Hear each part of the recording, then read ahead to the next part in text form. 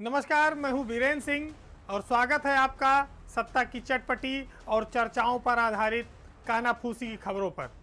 तो चलिए शुरू करते हैं इस बार का पावर सेंटर।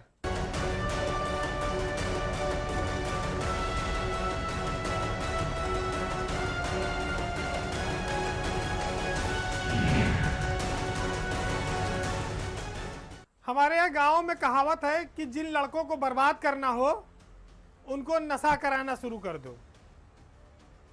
गांव में कहते हैं कि छोड़ो तम्बाकू पियो दारू।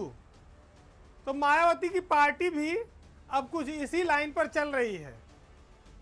मायावती ने भीम राजभर को नया प्रदेश अध्यक्ष बनाया है। प्रदेश अध्यक्ष को नशे से बहुत प्यार है और राजभर कहते हैं कि हमारा समाज को ताड़ी खूब पीनी भी चाहिए, वो गंगा जल से भी ज़्यादा पवित्र है। ताड़ी नशे के रूप में उत्तर प्रदेश के और देश के गांवों में प्रयोग होती है। इसको पीना बहुत अच्छा नहीं माना जाता। हालांकि नशे का छोटा रूप है, शराब से थोड़ा नीचे, लेकिन है नशे। अब भीम राजभर बलिया गए थे।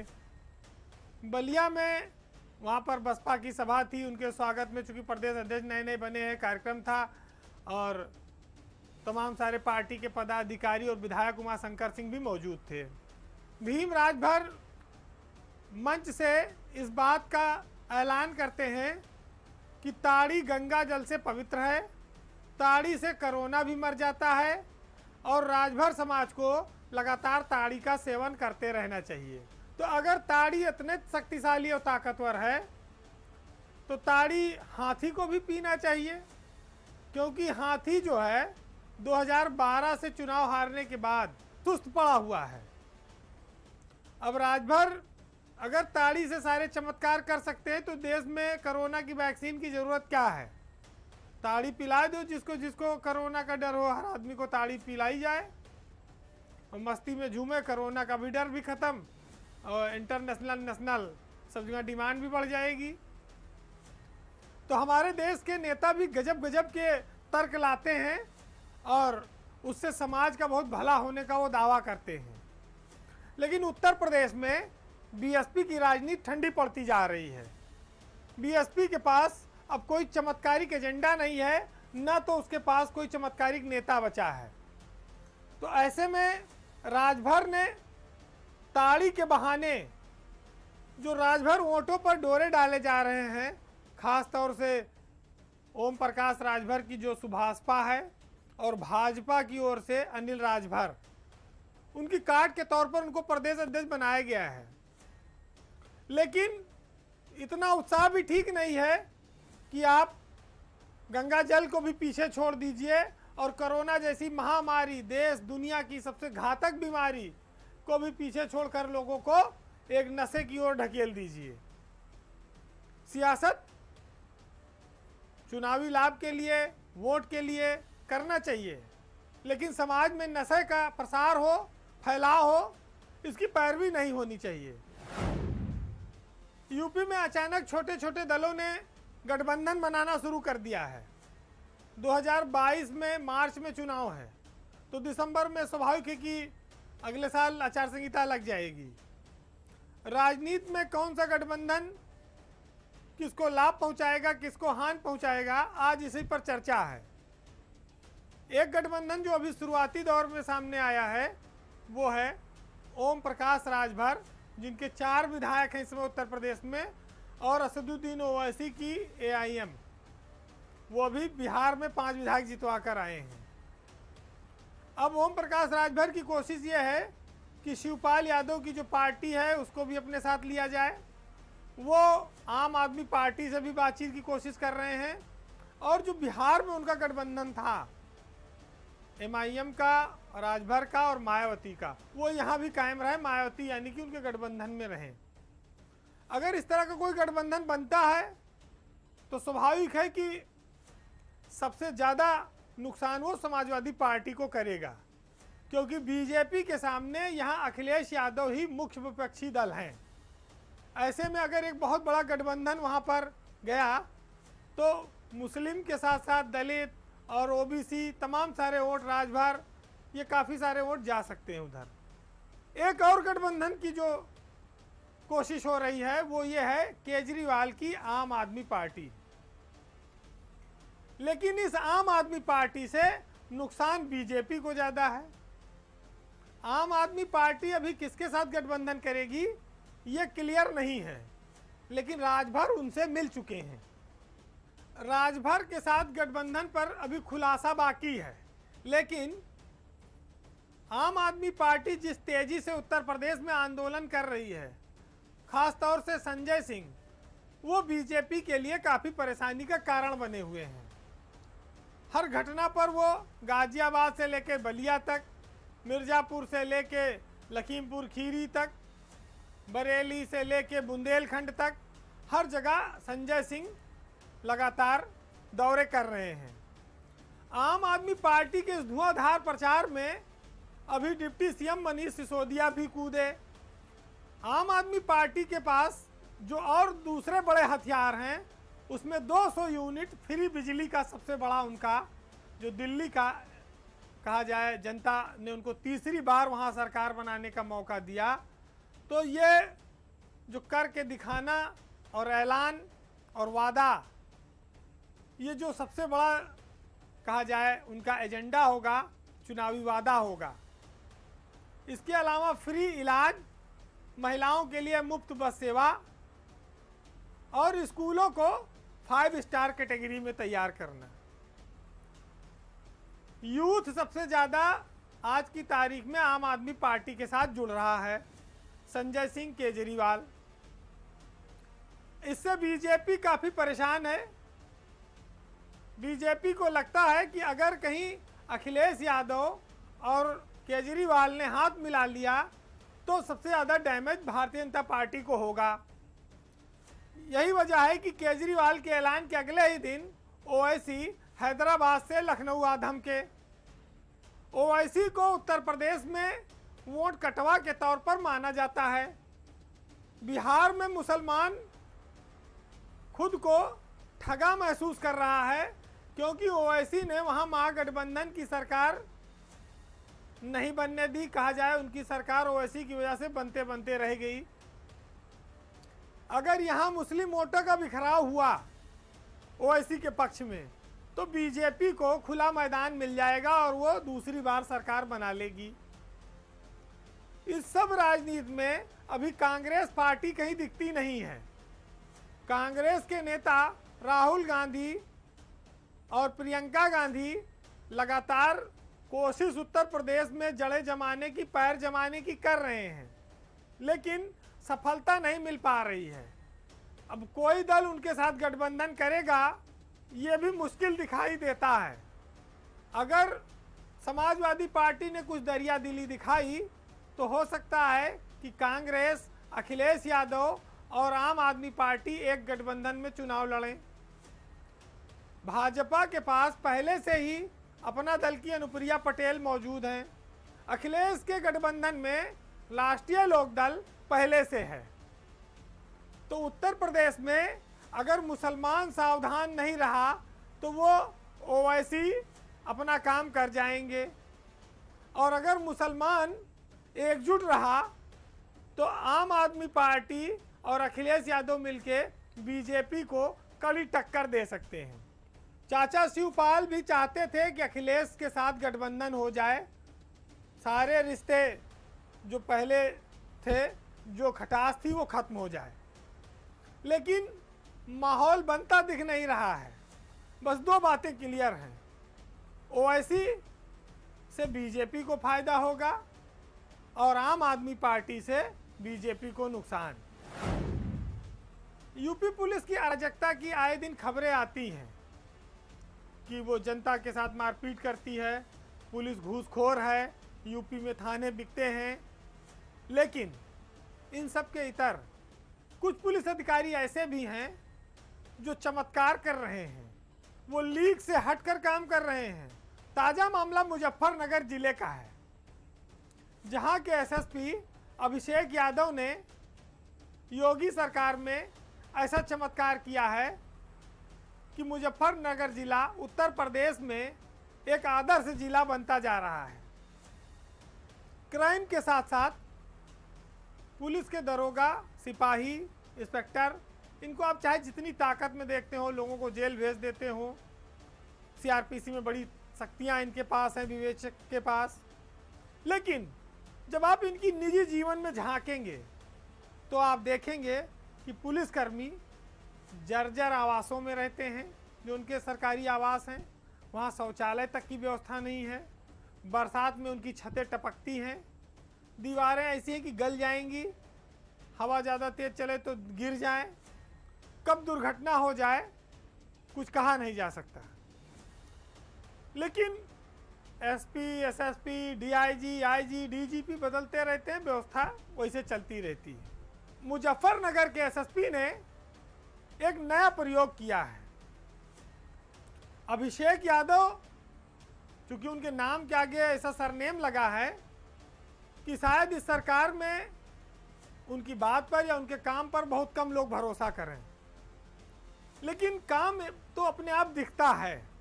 हरियाणा के रहने वाले अभिषेक यादव 17 महीने से मुजफ्फरनगर के एसएसपी हैं।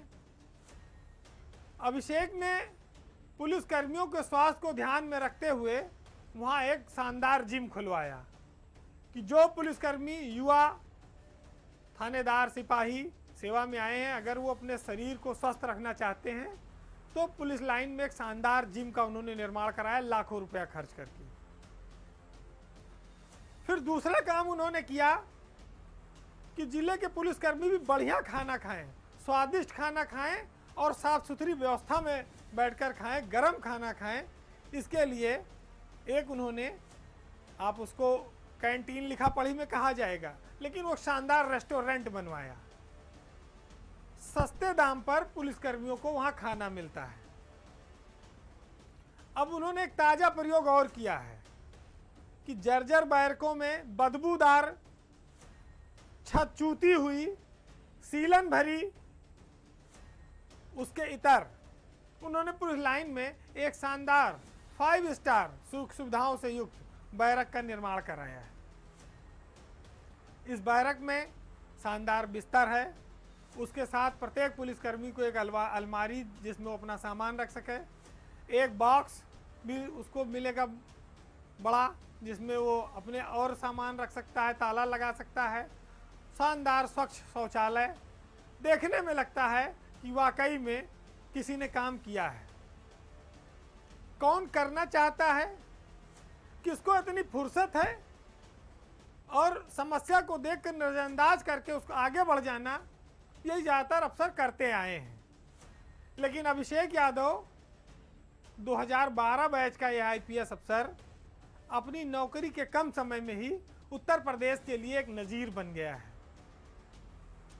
और अभिषेक ने यह भी साबित किया है कि अफसरों को उनके जाति के चश्मे से नहीं देखा जाना चाहिए, जात के आधार पर उनको पोस्टिंग नहीं दी जानी चाहिए। उनका काम कैसा है, जिले में उनकी छवि कैसी है, उनका साख कैसी है, ये ज़्यादा महत्व रखती है। मुजफ्फरनगर के पुलिस वाले इस मामले में खुद को खुशकिस्मत समझ सकते हैं कि उन्हें एक ऐसा एसएसपी मिला है जो उनकी हर छोटी छोटी चीज़ पे नज़र रखता है। तो अभिषेक यादव के इस काम के लिए उनको बहुत शुभकामनाएं, और वो इसी तरह से नित नई नज़ीर उत्तर प्रदेश की पुलिस के लिए पेश करते रहें। ये भी उनकी नौकरी बहुत लंबी है और उत्तर प्रदेश में वो ऐसे ही एक चमकता सितारा बनकर अपनी अलग छाप छोड़ते रहें। यूपी की ब्यूरोक्रेसी में इन दिनों एक सीनियर आईएएस अफसर काफ़ी चर्चा में है। उस अफसर से उस विभाग के मंत्री बहुत परेशान हैं और अधिकारी तो छुट्टी लेके भाग जा रहे हैं। मामला उत्तर प्रदेश के समाज कल्याण और अल्पसंख्यक कल्याण विभाग के प्रमुख सचिव बीएल मीना के खौफ से जुड़ा है। उनकी जो शैली है उससे अधिकारी भयभीत हैं। परेशान तो विभागीय दोनों मंत्री भी हैं।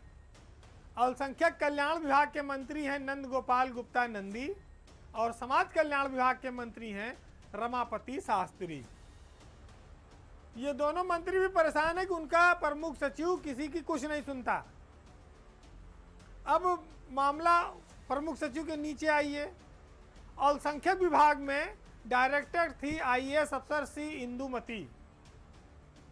लेकिन जब से बीएल मीना ने चार्ज संभाला तब से उन्होंने रोज विभाग की फाइलों को खोद खोद कर कमियां निकालना शुरू की और उनका सवाल जवाब, उनकी मीटिंग का तरीका और जिस तरह से वो विभाग में कमियां पकड़ते थे उससे अफसर बेचैन होने लगे। और यही वजह है कि सी इंदुमती लंबी छुट्टी पर चली गई। बताया जा रहा है, विभाग में चर्चा है कि उनका काफी विवाद हुआ। जब इंदुमती छुट्टी चली गई तो विभाग प्रमुख सचिव के हाथ में था। उन्होंने शासन से अनुरोध किया और वहां पर नया आईएएस अफसर डायरेक्टर तैयार हो गया, देवीशरण उपाध्याय।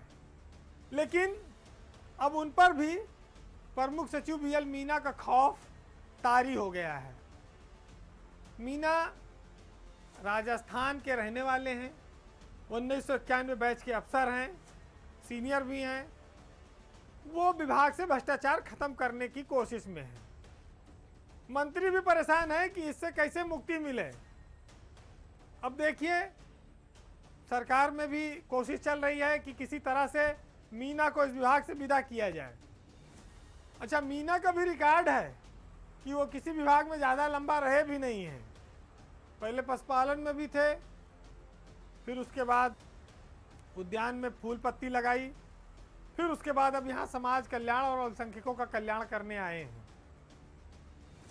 लेकिन जिस तरह से विभाग में हड़कंप मचा है और टकराहट हो रही है अफसरों में आपस में, उसे लगता है कि शायद उनके दिन यहाँ भी ज़्यादा बचे नहीं हैं। सरकार के पास समय कम है, काम ज़्यादा करना है। मंत्री इस कोशिश में होंगे कि ऐसा प्रमुख सचिव मिले जो तेज़ी से काम करे, मामले अटके ना और जिससे थोड़ी ट्यूनिंग भी अच्छी हो।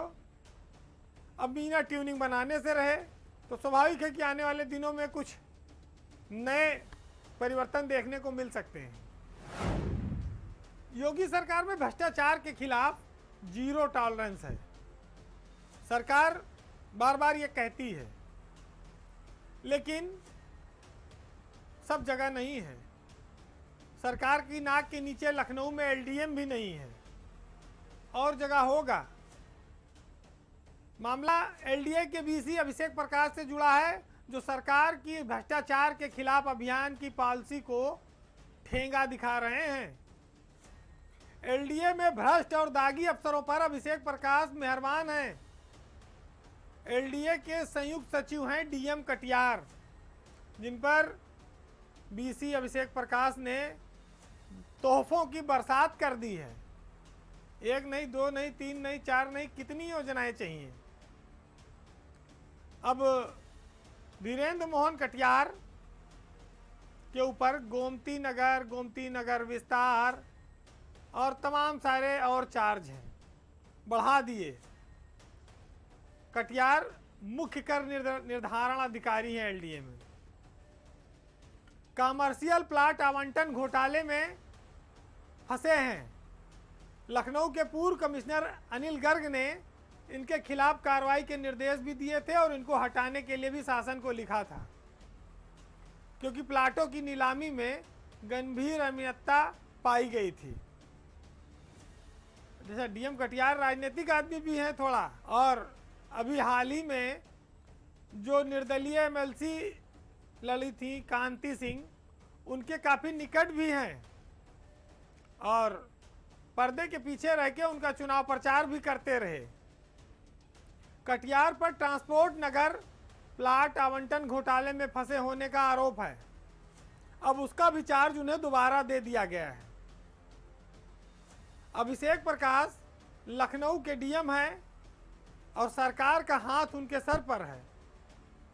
वो चाहे भ्रष्टाचारी को गोद में बैठाएं, चाहे दागी को, कोई डर नहीं है और कोई कुछ कहे कोई फर्क नहीं पड़ता है।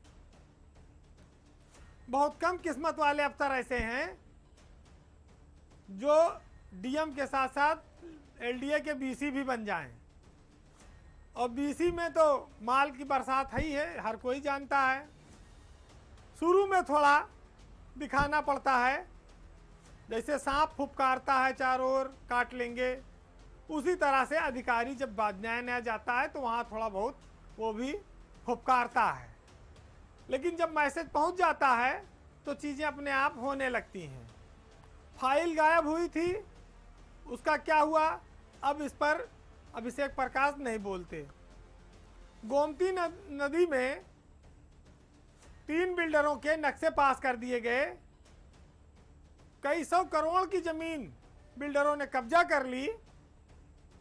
मुख्य नगर नियोजक नितिन मित्तल पर कार्रवाई करनी थी भ्रष्टाचार में, वो सब मामला अभिषेक प्रकाश पी गए, कोई कार्रवाई नहीं हुई।